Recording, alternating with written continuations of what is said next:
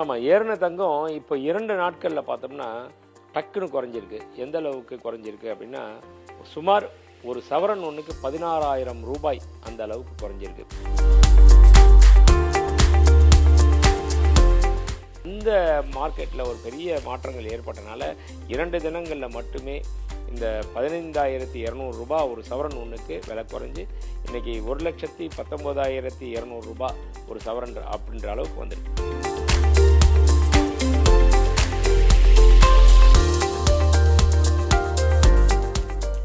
தங்கத்தின் விலை என்பது உச்சத்துக்கு சென்று தற்போது சற்று குறைந்திருக்கிறது. அதுவும் 1,30,000 கடந்து தங்கத்தின் விலை என்பது ஒரு பவுன் விற்ற நிலையில் தற்போது அது படிப்படியாக குறைந்து வருகிறது. இது தொடர்பாக சென்னையினுடைய தங்க வியாபாரிகள் சங்கத்தின் பொதுச் செயலாளர் கோல்டு குரு சாந்தகுமார் நம்மோடு இருக்காரு, கேட்கலாம். சார் வணக்கம் சார். வணக்கம் சார். தங்கம் 1 லட்சத்தை தொடுமா, 1 லட்சத்தை தாண்டுமான் இருந்தோம், இன்னைக்கு 1,30,000 கடந்திருக்கு. அப்புறம் இப்போ சற்று குறைஞ்சிருக்க மாதிரி தெரியுது. இவ்வளவு தங்கத்தோடைய விலை உயர்வுக்கு முதல்ல காரணம் என்ன சார்? அதாவது அதிகபட்சமாக உச்சபட்சமாக போன ரேட்டு அப்படின்னு சொல்லி பார்த்தோம்னா தங்கத்தை பொறுத்த வரைக்கும் 1,34,400 ரூபாய். ஒரு கிராம் ஒன்று 16,800 ரூபாய். இது 29ஆம் தேதி ஜனவரி மாதம் இருந்தது.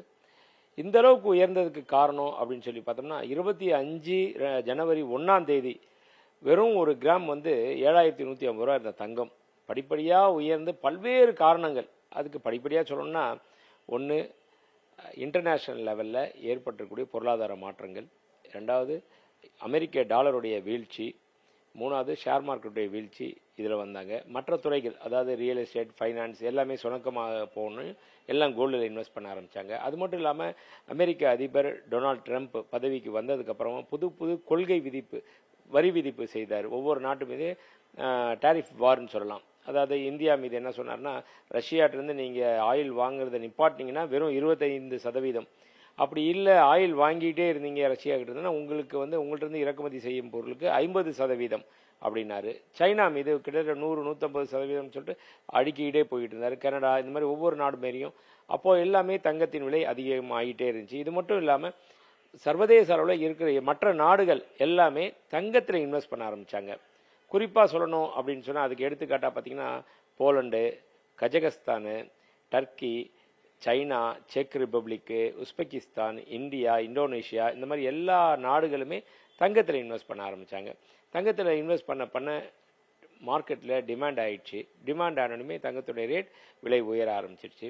அப்போது அமெரிக்காவில் ஃபெடரல் ரிசர்வ் வங்கி தன்னுடைய வைப்பு நிதிக்கான வட்டி விகிதத்தை 2 முறை குறைச்சிக்கிட்டே வந்தாங்க. அப்படி குறைச்சோன்னு என்ன ஆயிடுச்சு, தங்கத்தின் மீது அதிலிருந்து வித்ட்ரா பண்ணி தங்கத்தில் இன்வெஸ்ட்மெண்ட் பண்ண ஆரம்பித்தாங்க பெரிய பெரிய இன்வெஸ்டர்ஸ் எல்லாருமே. அதனால தங்கத்தின் விலை அது படிப்படியாக அது வரலாறு காணாத அளவுக்கு, இது இல்லாமல் போர் பதட்ட நிலை அது ஒரு பக்கம், இதில் பல்வேறு காரணங்கள்னால தங்கத்தோட விலை ஏறிக்கிட்டே போய் 1,34,000 அப்படின்ற அளவுக்கு கடந்து வந்துச்சு. சார், இப்போ தங்கத்தோட விலை ஏறினதால பொதுமக்கள், அதுலேயும் சாதாரண வீட்டில் இருக்கக்கூடிய மகளிராக இருக்கட்டும், தங்கம் வாங்கணும்னு நினைச்சவங்க எல்லாருமே பெரிய மன உளைச்சலாக இருக்கட்டும், மன கசப்புங்க. இப்போ கடந்த 2 நாட்களா ஏறின தங்கம் படிப்படியாக இறங்குற மாதிரி தெரியுது. இப்போ தங்கம் குறையறதுக்கான காரணம் என்ன, அதை பற்றி சொல்லுங்க. ஆமாம், ஏறின தங்கம் இப்போ 2 நாட்களில் பார்த்தோம்னா டக்குன்னு குறைஞ்சிருக்கு. எந்த அளவுக்கு குறைஞ்சிருக்கு அப்படின்னா, சுமார் ஒரு சவரன் ஒன்றுக்கு 16,000 ரூபாய் அந்த அளவுக்கு குறைஞ்சிருக்கு. 16,800 ரூபாய் இருந்த தங்கம் இன்னைக்கு 14,900 ரூபாய், சுமார் 15,200 ரூபாய் ஒரு சவரன் ஒன்றுக்கு குறைஞ்சிருக்கு. இது நல்ல ஒரு விஷயம்தான். இது எதனால குறைஞ்சிருக்கு அப்படின்னா, இப்போ 2-3 தினங்களுக்கு முன்னாடி ஃபெடரல் ரிசர்வ் வங்கி தன்னுடைய மீட்டிங் ஏற்படுத்தினாங்க.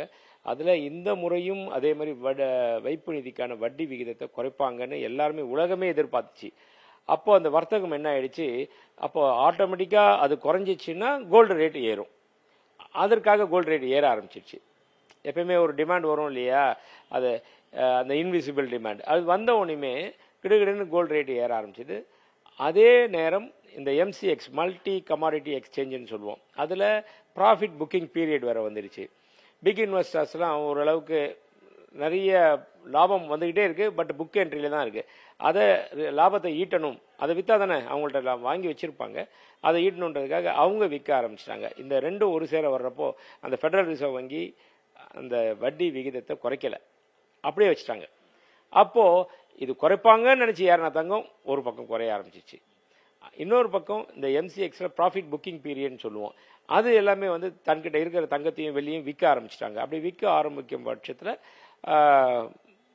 ரேட்டு குறைய ஆரம்பிச்சுது. அப்படி குறைய வைக்கிறப்போ இன்னும் பேனிக் செல்லிங் நடந்துச்சு. ஐயோ இன்னும் குறைஞ்சிருமோ, அப்போ நம்மளும் விற்றுடலாம் அப்படின்ட்டு விற்கலாமா வேணாமான்னு யோசிச்சுட்டு இருந்தவங்க எல்லாருமே விற்க ஆரம்பிட்டாங்க.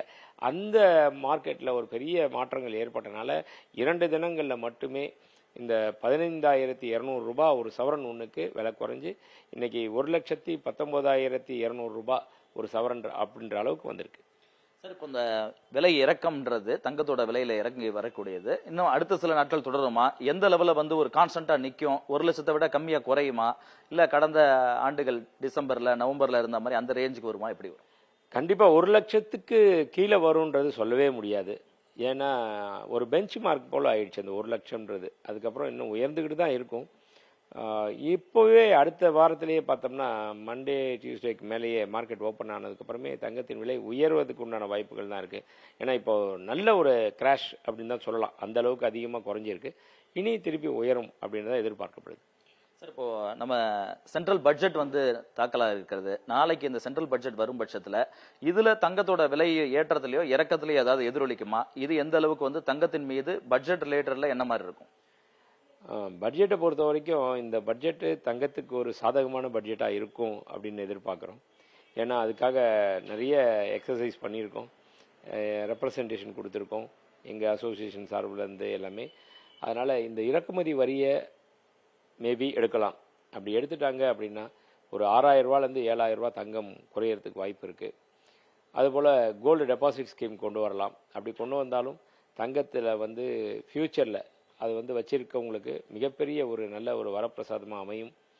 ஏன்னா வட்டி விகிதத்தையும் கூட்டி அதுலேருந்து எடுத்துட்டு அவங்க ஒரு 5 வருஷம் 10 வருஷம் அந்த லாக்கிங் பீரியட் கொடுத்துட்டு லாங் டேர்ம் கேபிட்டல் கெயின் வரி விலக்கு கொடுத்தாங்க அப்படின்னா அதெல்லாமே ஒரு நல்ல விஷயமா அமையும். பட் இறக்குமதி வரியவாது இப்போ ஃபர்ஸ்ட் முறையாக எடுப்பாங்கன்னு நாங்கள் எதிர்பார்த்துக்கிட்டு இருக்கோம். சரி, இப்போ தங்கத்துல முதலீடு பண்றதுக்கு விரும்பக்கூடியவங்க இந்த நேரத்துல முதலீடு பண்ணலாமா இல்ல பொறுத்து இருக்கலாமா? இப்போ தங்கம் சார்ந்து மக்கள் வந்து வாங்குறதா இருந்தாலும் என்ன மாதிரியான முடிவுகள் எடுக்க வேண்டியிருக்கும்? தங்கத்தை பொறுத்த வரைக்கும் நாங்கள் அடிக்கடி சொல்லுவோம், சிறுதுளி பெருவெள்ளம். சிறுக சிறுக நீங்கள் தங்கத்தில் இன்வெஸ்ட் பண்ணலாம் தாராளமாக. அதனால் இப்போன்றது வந்து இப்போ ஒரு நல்ல ஒரு தருணம். ஏன்னா ஒரு 16-18% விலை குறைஞ்சிருக்கு. தங்கத்திலே ஆகட்டும் வெள்ளியிலே ஆகட்டும் அந்த அளவுக்கு குறைஞ்சிருக்கு. தாராளமாக யோசிச்சுக்கிட்டு இருக்கவங்க கையில் பணம் வச்சுருக்கவங்க இப்போ இன்வெஸ்ட் பண்ணலாம். ஏன்னா இனி வரும் காலங்களில் கூட அப்புறம் உயர ஆரம்பிச்சிடும். அதனால் கடன் வாங்கி இன்வெஸ்ட் பண்ணாமல் சொந்த பணம் கையில் வச்சுருக்கவங்க தாராளமாக இன்வெஸ்ட் பண்ணலாம் அப்படின்றது என்னுடைய கருத்து. சார், மக்களை பொறுத்த வரைக்கும் தங்கம் எந்த அளவுக்கு விலை ஏற்றம் இப்போ இறங்கி இருக்குதோ அதே அளவுக்கு வெள்ளி மீதும் அவங்களுக்கு ஒரு ஆர்வம் இருக்கு. சிலர் வந்து வெள்ளியை வந்து உங்களோட தேவைகளுக்காக ஆபரணங்களா வாங்குறது மட்டும் இல்லாம முதலீடா வாங்கி வைக்கிறாங்க. இப்போ பெரிய அளவுல முதலீடுகளுக்கு வாங்கி வைக்கிறதுக்கு வெள்ளியில முதலீடு பண்ணலாமா? பண்ணலாம், தாராளமாக பண்ணலாம். என்ன காரணம் அப்படின்னு சொல்லி பார்த்தோம்னா தங்கம் வந்து வெறும் முதலீட்டு பொருளாகவும் ஆபரணமாகவும் மட்டும்தான் பயன்பட்டுக்கிட்டு இருந்துச்சு.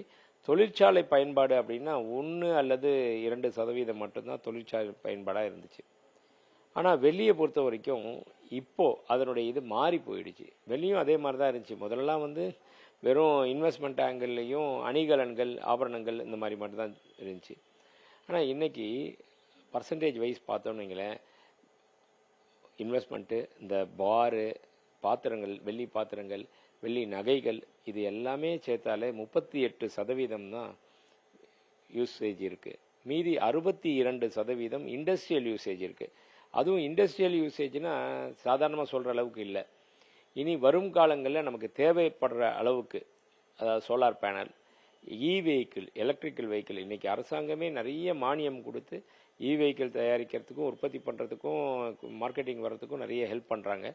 அப்படி வரும். ஏன்னா கச்சா எண்ணெய் க்ரூட் ஆயில் வந்து தேவையில்லை, பெட்ரோலுக்கு கொஞ்சம் இறக்குமதி பண்ணிட்டு இதில் கொண்டு வந்துடலாம் அப்படின்னு சொல்லிட்டு அப்படி வரும் பட்சத்தில் வெள்ளியினுடைய பயன்பாடு நிறைய தேவைப்படுது. அதில் வந்து 62% வந்து இண்டஸ்ட்ரியல் யூசேஜ் இருக்குது. இதெல்லாம் கருத்தில் வச்சு தான் ஃப்யூச்சரில் கண்டிப்பாக வெள்ளியினுடைய விலை உயரும். அதனால் வெள்ளியிலையும் இன்வெஸ்ட் பண்ணலான்றது எங்களுடைய கருத்து. சார், மக்கள் பலரும் எதிர்பார்த்தது இந்த 22 கேரட் நகை இல்லாம இந்த குறைஞ்ச கேரட் நகைகள் எப்போ வரும்? ஏன்னா நகை போட்டு ஒருத்தவங்க திருமணம் செய்யறதா இருக்கட்டும், விழாக்களுக்கு பயன்படுத்துறதுக்கான நகை வாங்குறதுக்கு இப்போ 1,00,000 ரூபாய் 1,4 லட்சம் ரூபாய் போட்டு வாங்குறது பெரிய கஷ்டமா இருக்கும் பட்சத்துல இந்த குறைஞ்ச கேரட் தங்கம் வரும்னு எதிர்பார்த்தாங்க. அது விரைவில் வரும்னாங்க. இப்ப வந்துருச்சா? அது எந்த லெவல்ல இருக்கு? மக்கள் வாங்குறாங்களா? அதை பத்தி 9 கேரட் 18 கேரட் ஏற்கனவே இருக்கு. 9 கேரட் வந்தாச்சு. மத்திய அரசாங்கமும் அதிக அங்கீகாரம் கொடுத்தாச்சு. அதுக்கு ஹால்மார்க்கும் உண்டு. அதனால மக்களும் இப்போ கேட்டு வர்றாங்க, வாங்குறாங்க. ஆனால் என்ன ஒன்று, நீங்கள் 1,00,000 இப்போ எக்ஸாம்பிள் சொல்ல 1,20,000 ரூபா ஒரு தங்கம் வாங்குறீங்க. அதில் ஒரு 10% இருந்துச்சுன்னா 1,32,000 ரூபா நீங்கள் இன்வெஸ்ட் பண்ண அமௌண்ட்டுக்கு ஏறப்போகுது. அதே மாதிரி இந்த 9 கேரட்டுன்றப்போ அதில் பாதி 60,000 ரூபா வருதுன்னு வைங்களேன். 10% விலை வந்து 6,000 ரூபா விலை உயரும். அவ்வளோதான், மற்றபடி ஒன்றும் இல்லை. ஆனால் ஏழை மக்களை பொறுத்த வரைக்கும் காமிச்சிக்கணும், தங்கம்ன்றதை காமிக்கணும். யாரும் வந்து கிட்டக்கு வந்து நீங்கள் போட்டிருக்குது இத்தனை கேரட்டான்னு உரசி பார்க்க போகிறதில்ல. அந்த மாதிரி ஒரு பயன்பாட்டுக்கு மிகவும் ஒரு நல்ல விஷயமாக தான் கருதணும். இல்லாதவங்களும் அதை வாங்குறாங்க, கேட்டு பயன்பாட்டுக்கும் வந்தாச்சு. நன்றி சார். நன்றி. தங்கத்தின் விலை மிகப்பெரிய உச்சத்துக்கு சென்றிருந்த நிலையில் கடந்த சில நாட்களாக தங்கம் விலை குறைந்து வருகிறது. இருந்தாலும் மீண்டும் தங்கத்தின் விலை அதிகரிக்க வாய்ப்பு இருப்பதாக தங்க நகை வியாபாரிகள் சங்க பொதுச் செயலாளர் சாந்தகுமார் அவர்கள் தெரிவித்திருக்கிறார். ஆகவே தங்கத்தில் முதலீடு செய்வதாக இருந்தாலும், தங்க ஆபரணங்கள் வாங்கி பயன்படுத்துவதாக இருந்தாலும், தங்க விலை ஏற்றம் இறக்கம் என்பது இந்த காலகட்டத்தில் இருக்கத்தான் செய்யும். அதற்கு தகுந்தால் போல முடிவுகளை எடுக்க வேண்டும் என்ற அறிவுரைகளை வழங்கியிருக்கிறார். புதிய தலைமுறைக்காக ஒளிப்பதிவாளர் தினேஷுடன் சுரேஷ்குமார்.